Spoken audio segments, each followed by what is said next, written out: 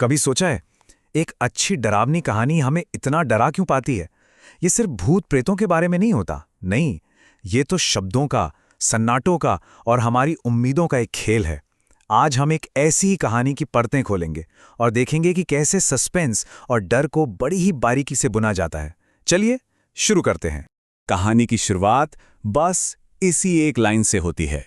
ये सिर्फ कोई लोक कथा नहीं है, ये इस कहानी का नियम है, एक चेतावनी है। ये हमें बताती है कि इस दुनिया में सबसे भरोसेमंद चीज यानी हमारे अपनों की आवाज वही सबसे बड़ा धोखा बन सकती है। बस यहीं से डर की पहली कील ठोक दी जाती है। तो चलिए कहानी के पहले हिस्से में चलते हैं, एक तूफान और एक कहानी।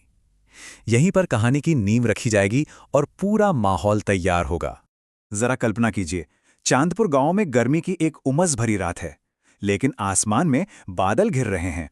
हवा जैसे थम सी गई है, मानो किसी आने वाले खतरे का इंतजार कर रही हो। तो यहां सिर्फ मौसम नहीं बदल रहा, माहौल बदल रहा है। और इसी बढ़ते हुए तनाव के बीच हमारी मुलाकात होती है तारा से। उसकी चिंता हम सब समझ सकते हैं, है ना? तूफान आने वाला है और उसका पति सूरज अभी तक घर नहीं लौटा है। ये एक बहुत ही साधारण सी चिंता है जो हमें फौरन तारा से और कहानी से जोड़ देती है। और अब एंट्री होती है कहानी के असली विलन की।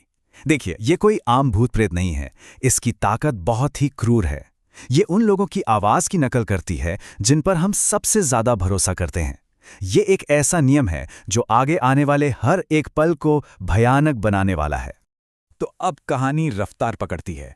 हम दूसरे भाग में हैं, जहां शुरुआती बेचैनी अब असली डर में बदलने वाली है। तनाव तेजी से बढ़ने वाला है।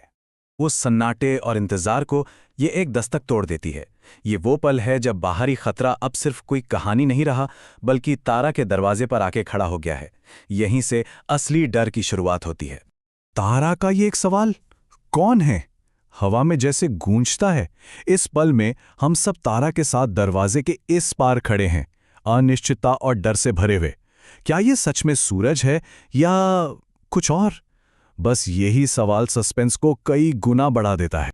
बढ़ता हुआ एक्शन जारी है, लेकिन अब कहानी में एक बहुत ही अहम मोड़ आता है। और ये मोड़ एक बच्चे की समझ से आता है, जो कहानी की दिशा ही बदल कर रख देगा। ये लाइन जो तारा की बेटी चंदा के मुंह से निकलती है, ये इस कहानी का सबसे अहम पल है। एक बच्चे की मासूमियत और उसकी गहरी समझ के बीच का ये फर्क स्थिति को और भी ज्यादा भयानक बना देता है। ये सिर्फ एक चेतावनी नहीं, ये एक जिंदगी बचाने वाला पल है। चांदा ने वो सुना जो तारा की उम्मीद और चिंता नहीं सुन पाई। सूरज की असली आवाज में एक सुकून है, एक अपनापन। लेकिन आत्मा की आवाज, उसमें एक अजीब सी गूंज थी, जैसे वो किसी अंधेरे कुएं की गहराइयों से आ रही हों। यही वो छोटा सा फर्क था जिसने उस आत्मा का सारा राज खोलकर रख दिया। यहां हम समझ सकते हैं कि तारा के दिमाग में क्या चल रहा है। पहले तो उसे पल भर की राहत मिली, फिर बेटी की चेतावनी से शक पैदा हुआ, और फिर लोक कथा याद आने पर वो डरावना एहसास। आखिर में उसने अपनी भावनाओं पर नहीं, बल्कि तर्क और पुरानी कहानियों पर भरोसा किया और एक ऐसा फैसला लिया जिसने उसकी जान बचा ली। और अब हम पहुंचते हैं कहानी के क्लाइमैक्स पर। यहां टकराव अपने चरम पर है, लेकिन वैसे नहीं जैसा हम आमतौर पर सोचते हैं। अब बाहर जो भी है वो अपना आखिरी दांव चलता है। वो आवाज अब तारा की भावनाओं से खेल रही है। तारा, दरवाजा खोलो, मुझे ठंड लग रही है। ये चिंता और प्यार का इस्तेमाल करके उसे दरवाजा खोलने पर मजबूर करने की एक चाल है। मनोवैज्ञानिक युद्ध का ये आखिरी चरण है। और फिर कुछ नहीं, सन्नाटा। ये सन्नाटा किसी भी चीख से ज्यादा डरावना है, क्योंकि इसका मतलब है कि आत्मा ने हार मान ली है। और अब दरवाजे के उस पार सिर्फ तूफान है और एक भयानक खामोशी। ये खालीपन डर को और भी गहरा कर देता है। रात का अंधेरा छट गया है और सुबह की पहली किरणें एक नई उम्मीद लेकर आई हैं। खतरा टल चुका है, तनाव की पकड़ अब धीरे धीरे ढीली पड़ रही है। और अब हम कहानी के आखिरी हिस्से की तरफ बढ़ते हैं, वो हिस्सा जहां सारे रहस्य सुलझ जाएंगे और पूरी तस्वीर हमारे सामने साफ हो जाएगी। यहां तारा की सबसे बड़ी चिंता का समाधान हो जाता है। सूरज सुरक्षित है, लेकिन उसके चेहरे का भाव बता रहा है कि उसकी रात भी आसान नहीं गुजरी। कमाल की बात तो यह है कि सूरज ने भी ठीक उसी अलौकिक धोखे का सामना किया था।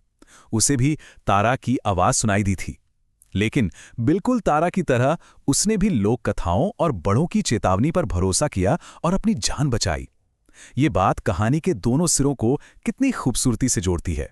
तो आखिर में इस पूरी कहानी से, इस तूफान से हम सीखते क्या हैं? ये सिर्फ एक डरावनी कहानी नहीं है, नहीं, ये तो सदियों पुराने ज्ञान और सावधानी का एक सबक है, जो हमें सिखाता है कि कभी-कभी सबसे पुरानी कहानियां ही हमारी रक्षा के लिए होती हैं। और यहीं पर एक बड़ा सवाल खड़ा होता है। ऐसी कितनी कहानियां हैं जिन्हें हम सिर्फ किस्से कहानियां समझकर नजरअंदाज कर देते हैं?